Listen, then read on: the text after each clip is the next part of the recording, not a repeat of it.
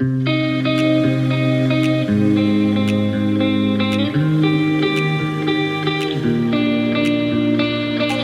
I spoke about good luck and bad luck in the video about create your own luck.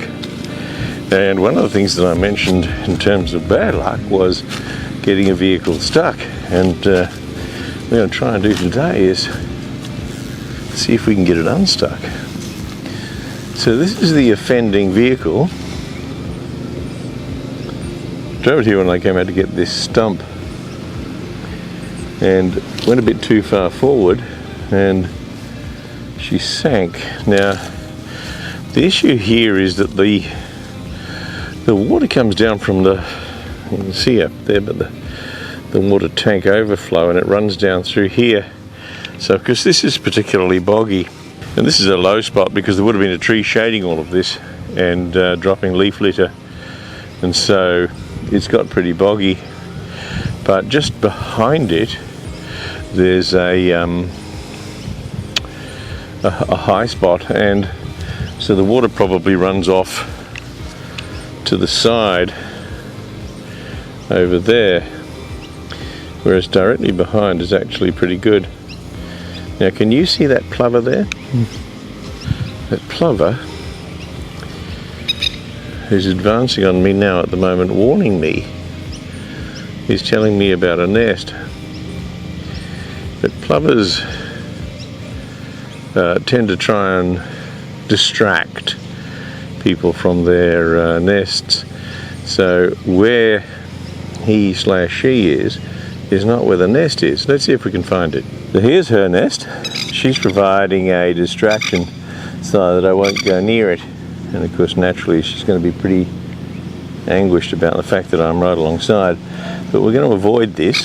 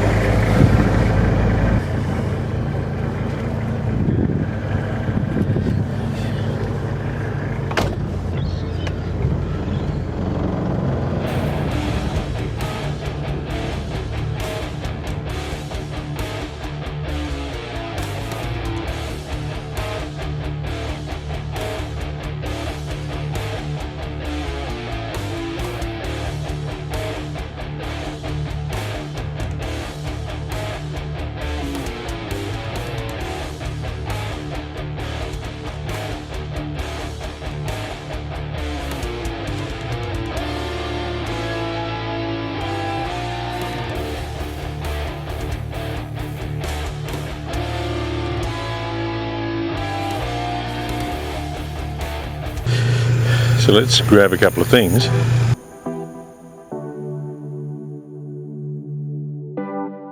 And then see how we're actually going to fasten this rope to the Troopy because it has no tow bar. Let's have a look underneath.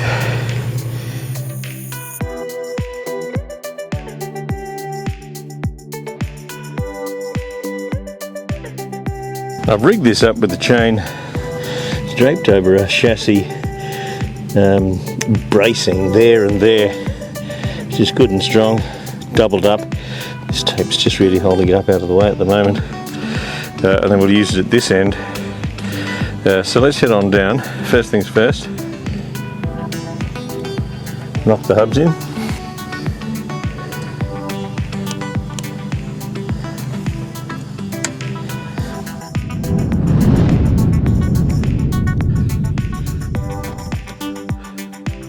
Start her up.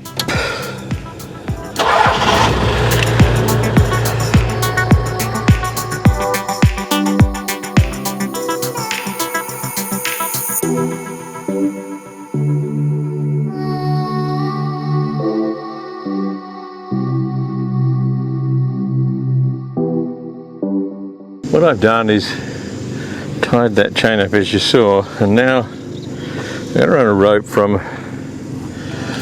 the back of the car underneath the trailer, and so I'm going to fasten it on. So what I've got here is this, what's actually an old climbing rope. What I'm going to do is tie a figure 8 loop in the end of each. Now, figure 8 loop is a loop that climbers use that, in theory, can easily be undone. Now, there is a bit of a proviso with that. It's pretty easy to undo, but once it's been stressed, it gets quite a bit harder. But let's do it anyway. In order to do that, you can do it either from the end and thread and rethread, or you can just basically do a loop like this, but you don't put it through. You go round again, and then you put it through. So you end up with this figure 8 tied like so. Put one of those in the end of each. Again, go around, go around again, and then back through the loop.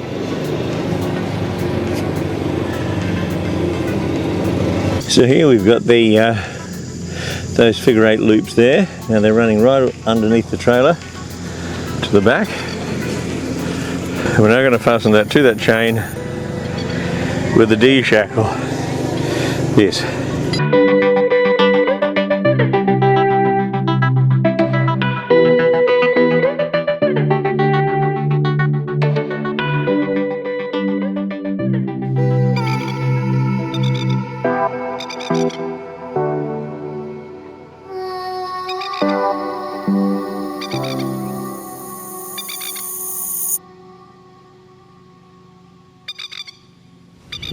Oh, for sake.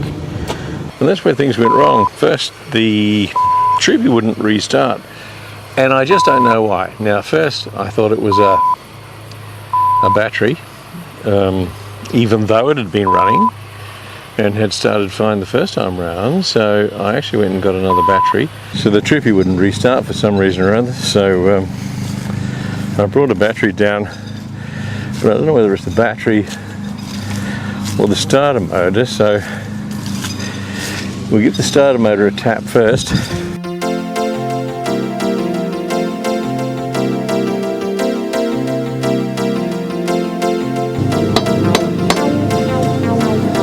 Sometimes that does the trick.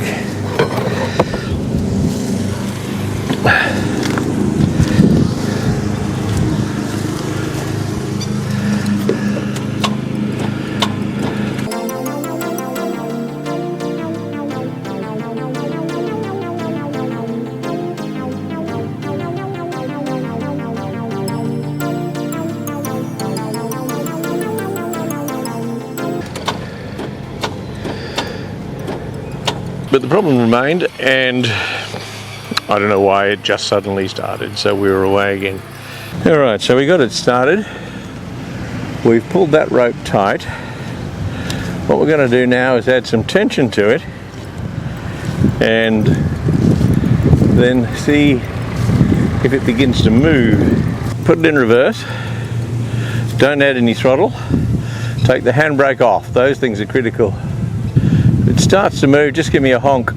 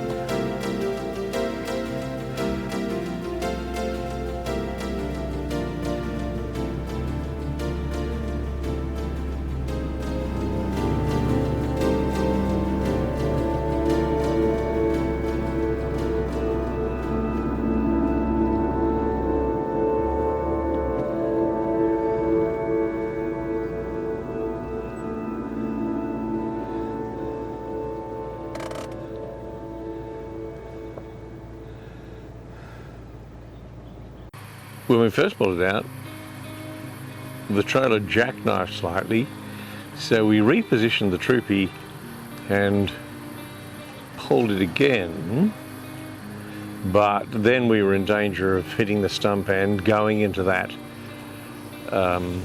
hole where the stump had been.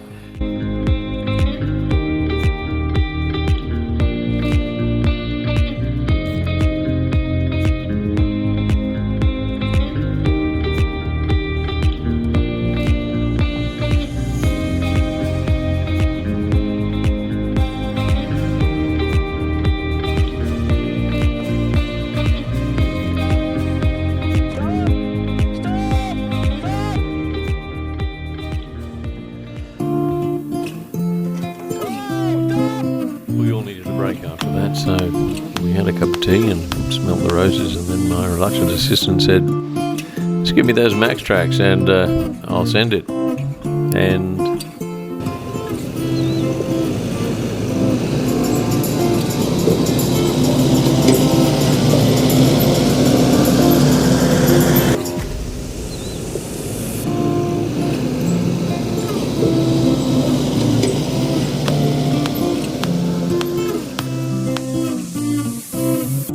we got it out. You might have missed the last bit, but we got that on time lapse, so you'll be able to see it.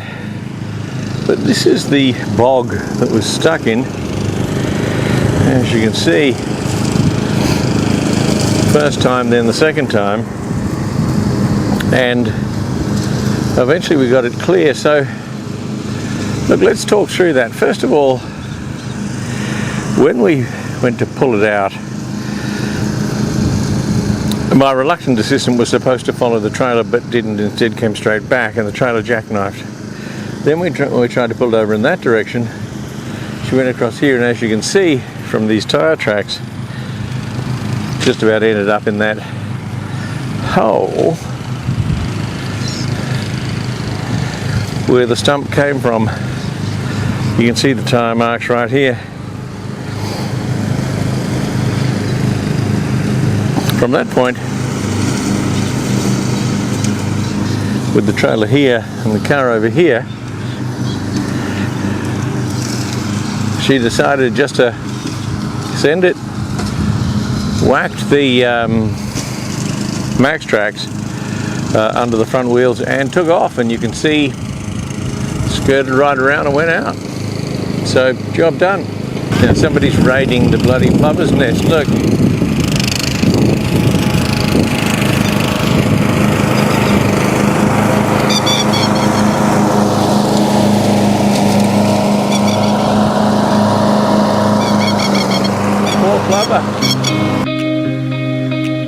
So recovering vehicles is not always straightforward. I mean, if it's just a matter of pulling it out of somewhere, then, you know, maybe a snatch or a winch if you've got it.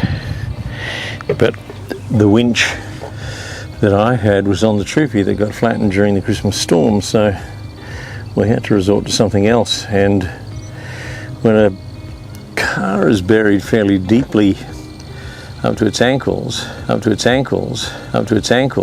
when a car is buried very deeply up to its axles, then you don't want to be snatching really, because the danger is that something might break and who knows what. Now, full marks for mammoth ropes, because this rope is actually a mammoth climbing rope, not a tow rope, and it's designed obviously to stop a person from falling, and a person might weigh 100 kilograms, but you know, with gear, let's say 2, even 300 kilograms. But I've just put it to work pulling out a combined load, which might be, with the full trailer load and the car, somewhere between 2,000 and 3,000 kilograms. And it didn't survive unscathed, because what's happened is the sheath has broken here, but nevertheless the core has stayed firm. So this sheath is the elastic part, and the core is the bit that doesn't stretch. But that's actually pretty remarkable, given that, as I said, we're probably pulling somewhere between 2,000 and 3,000 kilograms, and this rope has got to be at least 20 years old, so it's not even a new rope. Now remember I said too about those knots, these figure 8 knots, that they're supposed to be able to be undone fairly easily after being stressed. But of course we're talking about that 200 kilogram load, say for example, and not a 3,000 kilogram load. Nevertheless, you can see that it is possible, if you can free this like so, that you may be able to undo this. So just give me a minute and let's see if we can actually pull this apart.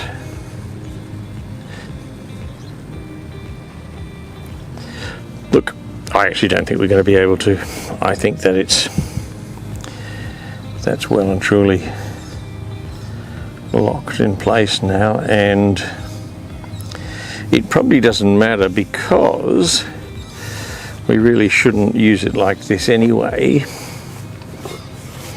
What we will do is cut it here and then put another loop on that end and just make some shorter pieces likewise here, and then at this other break, and so end up with some shorter lengths. And next time, where is that other piece? There. And next time use a proper kinetic rope for a car. I have one. But the reason I didn't want to use it is because of course I was messing around in mud and I didn't necessarily want to have to wash it afterwards. This actually stayed pretty clean as it was, but anyway, that's it for now. Thanks for watching, and I'll talk again soon.